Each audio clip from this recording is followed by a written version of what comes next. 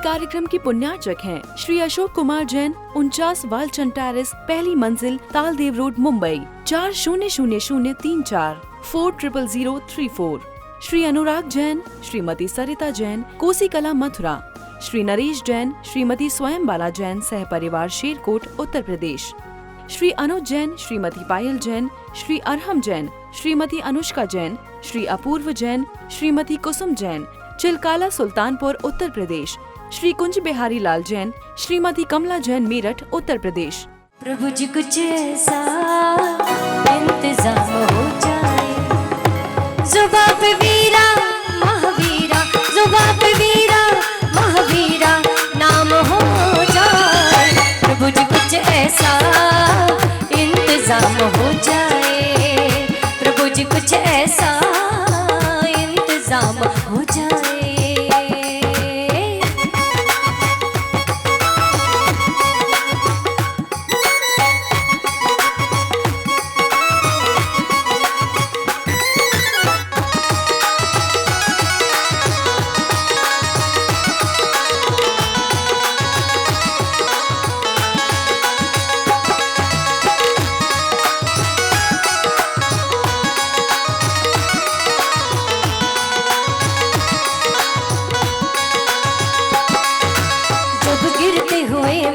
तेरा नाम लिया है, जब गिरते हुए मैंने तेरा नाम लिया है, जब गिरते हुए मैंने तेरा नाम लिया है, गिरने न दिया तूने मुझे थाम लिया है। प्रभु जी कुछ ऐसा इंतजाम हो जाए, प्रभु जी कुछ ऐसा इंतजाम हो जाए। जुबा पे वीरा महावीरा, जुबा पे वीरा महावीरा नाम हो जाए। प्रभु जी कुछ बोलो ना, इस प्रभु जी कुछ ऐसा। अपन कहते हैं, आज सत्र चल रहा था कि हमारी भोजनशाला एक क्या है, औषधालय है। क्या है हमारी भोजनशाला? एक औषधालय। औषधालय पता है, जो बड़े बड़े जो पहले के जो वैद्य हुआ करते थे, जब वो दवाइयाँ बनाया करते थे, आज भी जयपुर के जो वैद्य हैं, सुशील जी वैद्य जी, उनके यहाँ जब दवाइयाँ बनती है, दवाइयाँ पिसती हैं जहाँ पर, वहाँ पर भक्तांबर के पाठ चलते हैं, वहाँ वीतराग स्तोत्र चलता है, वहाँ निर्वाण कांड चलता है, वहाँ ऐसे पाठ चलते हैं, वो गुण उन औषधियों में भरे जाते हैं। आप खुद सोचना, आप कहते हो हमारा जो भोजनशाला है वो औषधालय है। वो औषधालय कैसे बनेगा? जब उसमें जैसे माता जी कह रही थी, भजन गीत सुनते हो, एक बार आजा आजा आजा, तो वो जो एक बार आजा आजा करके खाना बनाते हो ना, तो वो बीमारियां ही आती हैं, संकलेश आते हैं। जो क्रोध से खाना बनाते हो, जो संकलेश से खाना बनाते हो, जो अभद्र गीतों को सुनकर खाना बनाते हो, वो सारा जो रस है, क्योंकि अगर क्रोध में खाना बनाते हो तो खुद को भी जलाते हो और खाने वाले को भी जलाते हो।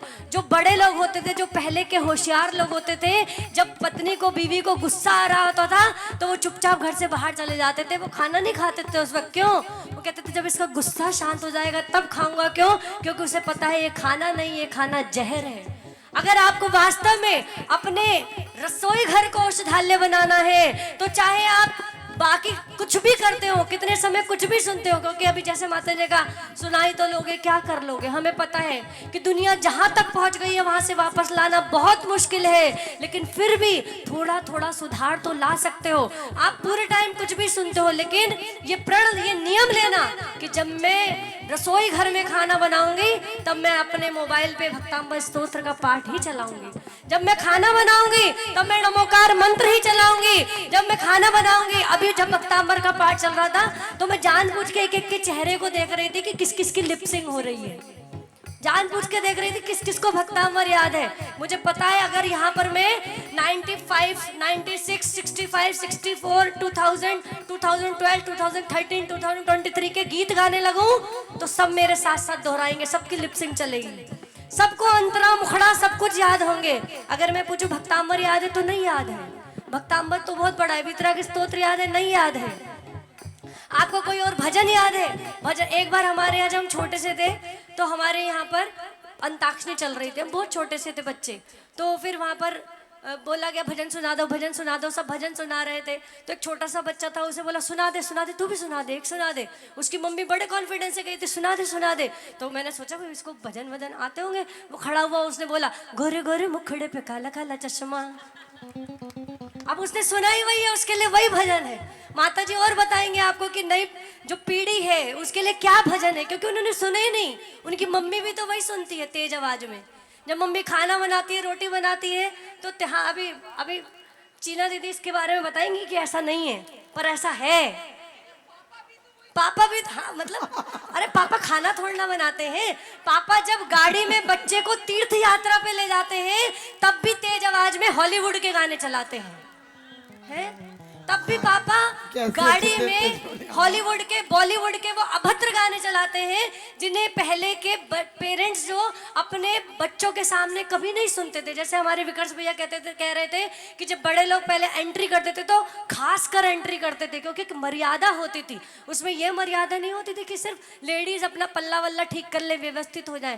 पहले बच्चों के सामने बैठकर भी वो प्रोग्राम नहीं देखे जाते थे। आज बच्चों के सामने बैठकर तुम सब तरह के प्रोग्राम देख लेते हो, सब तरह की पिक्चरें देख लेते हो, और फिर कहते हो बच्चे बिगड़ रहे हैं। अरे बच्चे बिगड़ नहीं रहे, बच्चों को तुम बिगाड़ रहे हो। जब तुम उन्हें तीर्थ यात्रा पे ले जाते हो, कहीं घुमाने ले जाते हो, तब तो कम से कम इतना संयम रखो कि तुम गाड़ी में, तुम्हारा नियम होना चाहिए कि हम किसी तीर्थ यात्रा पे जा रहे हैं, बच्चों को हम तीर्थ यात्रा पे जा रहे हैं, हम गाड़ी में भजन के अलावा कुछ नहीं बजेगा। आजकल तो इतनी अच्छी सुविधा है, इतनी अच्छी फिल्मी तर्जों पे भजन है, तुम्हें बोर भी नहीं होना। फिल्मी तर्जों पे ही इतने अच्छे भजन है, क्यों नहीं बजाते? पापा नहीं सुधरेंगे तो बच्चे कैसे सुधरेंगे? शर्म आती है, सच में बोल रही हूँ, शर्म आती है। हमने महावीर जी में चातुर्मास किया, 2 चातुर्मास किए। पहला चातुर्मास तो हमने करा ही था, लेकिन दूसरा चातुर्मास इसलिए क्योंकि आचार्यश्री आ रहे थे, तो हमने किया। कितना जैन समाज कितना गर्त में जाता जा रहा है कि आप क्षेत्रों पे जाकर भी आपका इतना कंट्रोल नहीं है कि आप मंदिर के दर्शन करने में 10 मिनट लगाते हो और बाहर शॉपिंग करने में 2 घंटे लगाते हो। आप चाहो जब पिकनिक पे जाते हो तो आप घर से अच्छी वैरायटी बना के ले जाते हो, क्या आप जब वहां जाते हो तब नहीं खाते? अगर आप वहां पर आलू के पराठे ना खरीदो तो कौन दुकानदार वहां तीर्थ क्षेत्रों पे आलू के पराठे बेचेगा? आप ही तो जाकर वहां पर आलू के पराठे खरीदते हो, और लोग कहते हैं आलू के पराठे पैक करा के ले जाते हैं, बोले फेमस है महावीर जी के आलू के पराठे। सोचो कहाँ जा रही है जैन समाज? क्यों नहीं बनाएंगे वो आलू के पराठे? आप बड़ी बड़ी बातें करते हो। अभी माता जी ने कहा सुनी तो लोगे, सुनाई तो लेंगे, क्या कर लेंगे? आपने ताली भी बजा दिया, आपने मुस्कुरा भी दिया, ये आपको कोई कॉम्प्लीमेंट नहीं दिया गया, ये आपको डांट पिलाई गई है। मैंने जैसे कहा था ना, माता जी तो रसगुल्ले में पिलाती हैं डांट, और हमारी वाणी थोड़ी तीखी, हम तीखी डांट खिलाते हैं, माता जी रसगुल्ले में रख के खिलाती हैं। तो ये माता जी ने आपको कोई कॉम्प्लीमेंट नहीं दिया था, कोई चुटकुला नहीं सुनाया था, ये आपके अंदर की कमजोरी को बताया था कि आपको कितना भी सुना लो आप चिकने घड़े हो गए हो, आपको कोई फर्क नहीं पड़ता है। आज आप ये सत्र किया है, इतनी सब आप सुबह से दोपहर में यहाँ पर आए, यहाँ पर बैठे हैं, सब कुछ कर रहे हैं। कभी मम्मियों को कहा जा रहा है, कभी पापा को कहा जा रहा है। माता जी ने एक बहुत गंभीर विषय रखा था, 45 लाख से घटते घटते एक दिन 4500 रह जाओगे। बार बार ये जो आंदोलन निकालते हो, झंडियाँ लेके चले जाते हो, फिर कहते हो सरकार हमारा साथ नहीं दे रही, ये हमारा साथ नहीं दे रहा, वो हमारा साथ नहीं दे रहा। अरे तुम खुद का साथ नहीं दे रहे? जो खुद अपना साथ नहीं दे रहा उसका साथ कोई दूसरा क्यों देगा? कोई देगा क्या भला? जब तुम खुद आत्महत्या करने पे तैयार हो, आतुर हो, तो तुम्हारा साथ देने भला कौन आएगा? तुम्हें पहले अपने घर को सुधारना है, स्वयं को सुधारना है। एडजस्ट करो, इग्नोर करो। क्या एडजस्ट करो? एडजस्ट क्या करना है? इग्नोर क्या करना है? ये इग्नोर नहीं करा कि उसने गलती की है, ये इग्नोर करो कि मैंने क्या गलती की है। ये भी तो एडजस्ट करो, इग्नोर नहीं, इसको एडजस्ट करो कि मैंने भी गलती करी है। कभी अपनी गलती को एडजस्ट करते हो? हम तो कभी कोई गलती करते ही नहीं है। इंसान की सबसे बड़ी सोच क्या है कि सामने वाले ने गुस्सा दिलाया, मेरे को तो कभी गुस्सा आता ही नहीं है। सामने वाले ने गलती करी, मैं तो कभी गलती करता ही नहीं हूँ। जिस दिन इस चीज को एडजस्ट करना सीख जाओगे, उस दिन वास्तव में घर सुधर जाएगा। और मैं इतना बड़ा सेमिनार, इतना बड़ा सेशन, इतना सब कुछ हुआ, भले ही आप हर तरह से सर्वगुण संपन्न हैं, आपको जो इतना सब कुछ यहाँ पर सजाया गया है उससे कोई फर्क नहीं पड़ता है। 2 दिन के कार्यक्रम को 5 दिन भी चलाएंगे तो भी हमें फाइनेंशियली कोई फर्क नहीं पड़ता है। लेकिन फाइनेंशियली फर्क नहीं पड़ता है, लेकिन हमें अपने मन में चिंतन करना है, हमने इतना सब कुछ किया है तो हम क्यों कर रहे हैं। कम से कम मेरे मन की पीड़ा है ये। जब मैं महावीर जी में रही तो ये मेरे मन में पीड़ा होती थी। मैंने वास्तव में वहाँ पर जब हम पीछे छतरी पे जाते थे तो वहाँ पर उन्होंने लिखा था यहाँ शुद्ध भोजन पैक किया, यहाँ से शुद्ध भोजन पैक किया जाता है, और नीचे लिखा था आलू के पराठे। वहाँ पर एक सोनू पंडित जी है, उनकी दुकान है, वहाँ पर लिखा था। तो हमने उनसे कहकर बोला कि भैया यहाँ तो या तो इसमें से शुद्ध भोजन हटा दो या फिर आलू के पराठे हटा दो, दोनों में से एक चीज़ हटा दो। या तो ये कह दो कि यहाँ से आलू के पराठे पैक किए जाते हैं, या फिर यहाँ से ये हटा दो कि यहाँ से शुद्ध भोजन पैक किया जाता है। दोनों में से एक चीज़ हटानी पड़ेगी आपको, तब आप अपनी दुकानदारी चलाओ। कोई मना नहीं कर रहा है आपको। कम से कम आज इतना बड़ा सत्र आपने यहाँ पर बैठाया है, आपको ये तो मानना ही पड़ेगा, ये तो अपने मन में थोड़ा तो पक्का होने पड़ेगा कि मैं किसी भी क्षेत्र पर जाऊंगा तो मैं कभी भी वहां पर, क्योंकि मैं कहूँ रात्रि भोजन मत करना, तो तुम कीड़े बन चुके हो रात्रि भोजन के, नहीं छोड़ सकते हो। जिनका छूटा हुआ है उनकी बहुत अच्छी बात है, लेकिन कुछ लोग की मानसिकता बन गई हम नहीं छोड़ सकते, क्योंकि दावत छूट जाएगी, फिर हमारी दावत बहुत ज़रूरी है। तो हम नहीं कह रहे आपको कि, लेकिन कम से कम इतना तो कर सकते हो कि हम क्षेत्र पे जाएंगे तो हम आलू के पराठे नहीं खाएंगे। कौन कौन खाएगा बताओ? अब कौन कौन खाएगा हाथ उठा के बताओ। अच्छा, कौन कौन नहीं खाएगा वो हाथ उठाओ।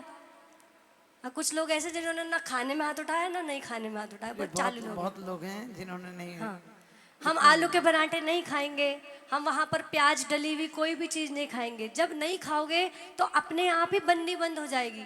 जब वहाँ पर उसकी ओर की कहते हैं ना कि हर जब ऑर्डर होता है, जब किसी चीज़ की डिमांड होती है तभी मार्केट में उसकी प्रोडक्शन भी होती है ना। तो जब डिमांड ही ख़त्म हो जाएगी तो उसकी मार्केटिंग ख़त्म हो जाएगी। तो हमें ये प्रण लेना है कि हम जब भी किसी क्षेत्र पे जाएंगे तो हम आलू के पराठे, प्याज, ऐसी चीज़ें नहीं खाएंगे। दूसरा, जितने भी पापा यहाँ पर बैठे हैं, जितने भी पुरुष वर्ग यहाँ पर बैठा है, वो नियम लेगा जब भी हम किसी क्षेत्र पर बच्चों को घुमाने ले जाएंगे या हम स्वयं भी जाएंगे, हम गाड़ी में गाने नहीं चलाएंगे। कौन कौन भैया लोग नियम ले रहे हैं? चलेंगे आप कम से कम। मेरे को पता है जब लंबा सफ़र होता है तो थोड़ा मुश्किल होती है, तो कम से कम इतना तो करेंगे कि हम 1 घंटा 1.5 घंटा जब सफ़र करेंगे तो हम 1 घंटा कम से कम पाठ चलाएंगे, क्योंकि धीरे धीरे जब पाठ होंगे ना तो उन्हें धीरे धीरे उसमें ही याद होने शुरू हो जाएंगे।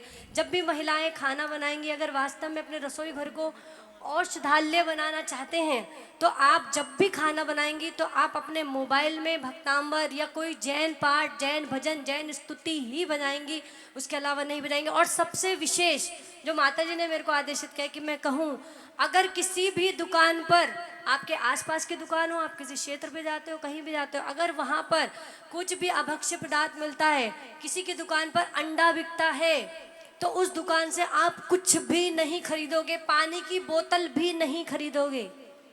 चाहे आप 2 घंटे प्यासे रहोगे, क्या 2 घंटे? आपके मुनिराज, आपकी माताजी 24 घंटे एक बार आहार लेने के बाद, आज 10 बजे लिया तो कल 10 बजे मिलता है पानी भी, 24 घंटे। और उसके बाद भी कभी कभी अंतराय हो जाती है तो 48 घंटे हो जाते हैं, कभी तो 2-2, 3-3 दिन लगातार अंतराय हो जाती है, और कोई उपवास रख लेते हैं, अष्टमी चतुर्दशी आ जाती है। तो क्या तुम इनके वंशज नहीं हो? क्या तुम इनका अनुसरण करने वाले नहीं हो? तो क्या तुम 2 घंटे, 1 घंटा, 1.5 घंटा प्यासे नहीं रह सकते हो? क्यों इतने मजबूर हो जाते हो? क्यों जैन समाज इतनी मजबूर हो जाती है कि ऐसी दुकानों से भी सामान खरीद लेती है जहाँ पता है कि हमारा पैसा गलत जगह लगेगा? आपने उसकी दुकान से बोतल खरीदी, हो सकता है जो उसका गले में पैसा गया है उसके वो अंडे खरीद के लाएगा, हो सकता है ना। चांसेस तो है, 100 में से 2% चांस तो है कि आपका वाला नोट निकल के अंडे वाले के पास ही जाए। तो हमें ऐसे काम नहीं करने हैं, हमें कोशिश करनी है, हमें प्रयास करना है, हमें जैन समाज को एक नई दिशा में अच्छी दिशा में ले जाने का प्रयास करना है। और आएंगे, चेहरों पर दोबारा से मुस्कुराहट लानी है। और मैं बोल रही थी कि प्रभु जी कुछ ऐसा इंतजाम हो जाए, जुबां पे वीरा महावीरा नाम हो जाए। इस कार्यक्रम के पुण्यार्जक थे श्री अशोक कुमार जैन, 49 वालचंद टेरेस, पहली मंजिल, तालदेव रोड, मुंबई 400034 400034। श्री अनुराग जैन, श्रीमती सरिता जैन, कोसी कला, मथुरा। श्री नरेश जैन, श्रीमती स्वयं बाला जैन, सह परिवार, शेरकोट, उत्तर प्रदेश। श्री अनुज जैन, श्रीमती पायल जैन, श्री अरहम जैन, श्रीमती अनुष्का जैन, श्री अपूर्व जैन, श्रीमती कुसुम जैन, चिलकाला सुल्तानपुर उत्तर प्रदेश। श्री कुंज बिहारी लाल जैन, श्रीमती कमला जैन मेरठ उत्तर प्रदेश।